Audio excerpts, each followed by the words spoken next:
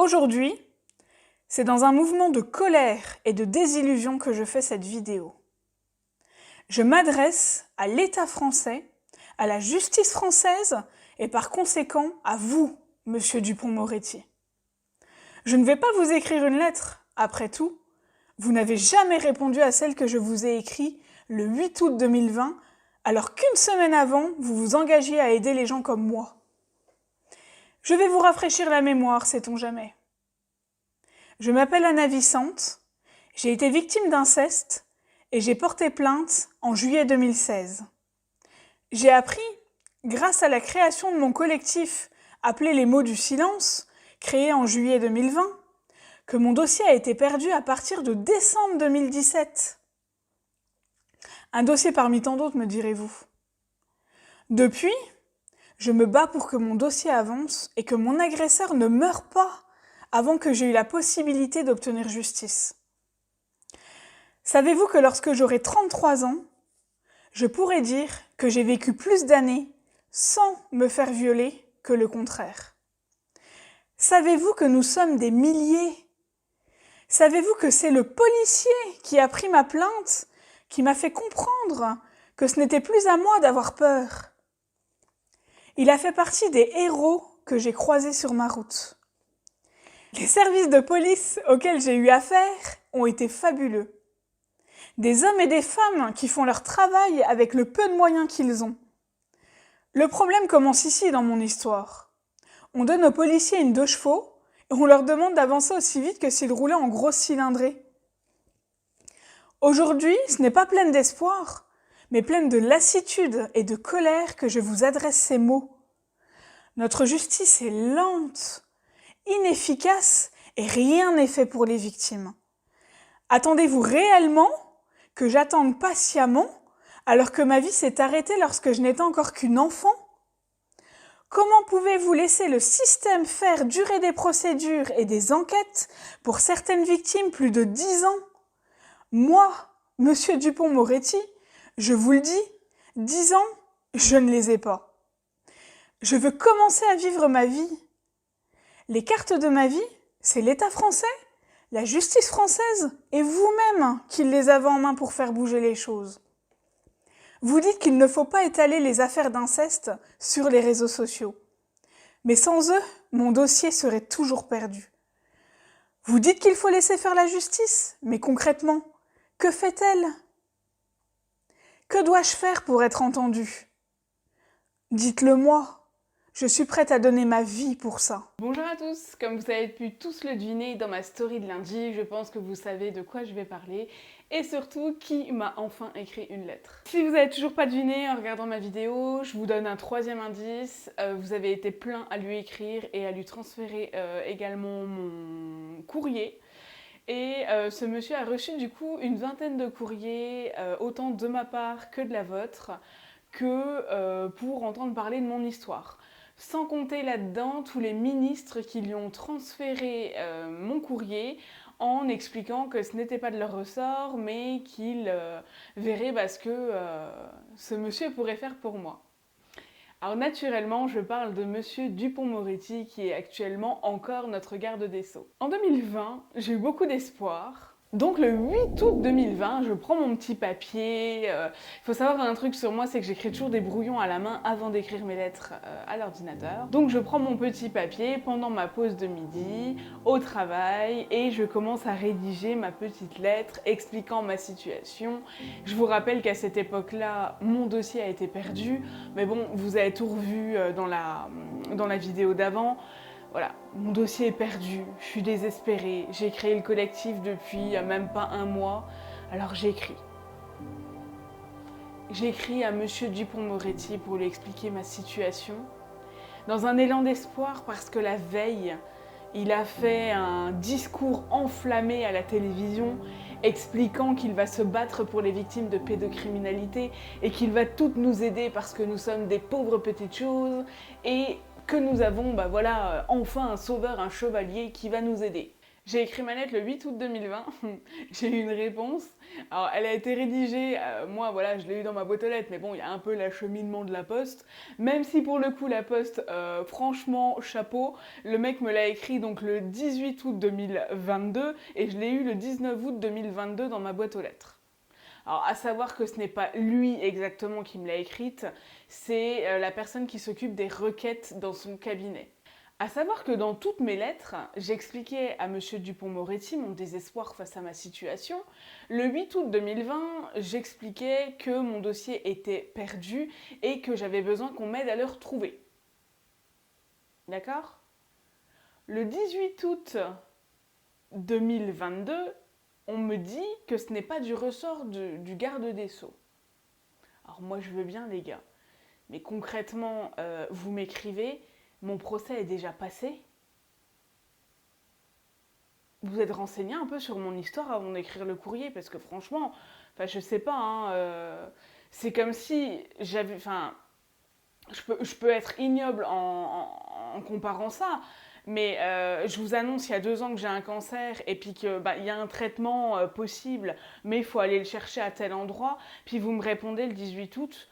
Donc 2 ans plus tard, le 18 août, donc 2 ans plus tard et 10 jours, ce n'est pas de notre ressort, trouver une autre solution.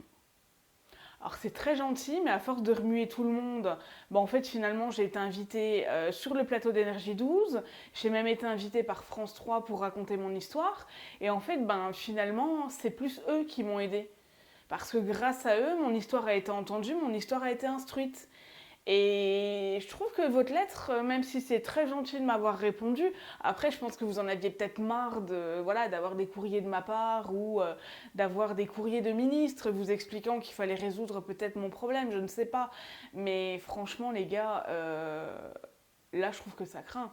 Je pense très sincèrement que ça représente vraiment la santé de la justice en France. Tu demandes un truc, on te répond 2 ans et 10 jours après. En fait, c'est pas possible, il faut trouver une autre solution. Ouais, alors heureusement que j'ai pas attendu sur vous, heureusement qu'il y a eu d'autres solutions, heureusement que j'ai un avocat qui est juste génial, parce que concrètement, heureusement que j'ai pas espéré sur vous. Donc je vous lis la lettre. Madame, vous avez souhaité appeler l'attention de Monsieur le garde des Sceaux, ministre de la Justice, sur votre situation. Tout en comprenant et en respectant le sens de votre démarche, bon ça je l'entends bien, après quand tu me réponds 2 ans après, quelque part le respect il est un peu mort. Je vais être terrible dans cette vidéo, mais je pense que j'essaye déjà de contenir ma colère dans mes propos et de rester poli, parce que concrètement, moi ce qui m'agace et clairement ce que je trouve alarmant, c'est que moi, en tant que victime, j'ai continué de me battre. Par contre, je ne sais pas combien de victimes se sont foutues en l'air entre-temps, compte tenu de la situation de notre, de notre système judiciaire. Voilà. Parce que moi, j'en vois des victimes, moi, j'en soutiens, et le problème, il est là. Hein, je pense que là... Donc, en respectant le sens de votre démarche, je me dois de vous indiquer qu'en application de l'article 1er de la loi du 25 juillet 2013, il n'appartient pas au ministre de la Justice de donner quelques instructions que ce soit au parquet dans le cadre de dossiers individuels, ni d'interpréter dans les procédures judiciaires en raison des principes constitutionnels de séparation des pouvoirs et d'indépendance de l'autorité judiciaire.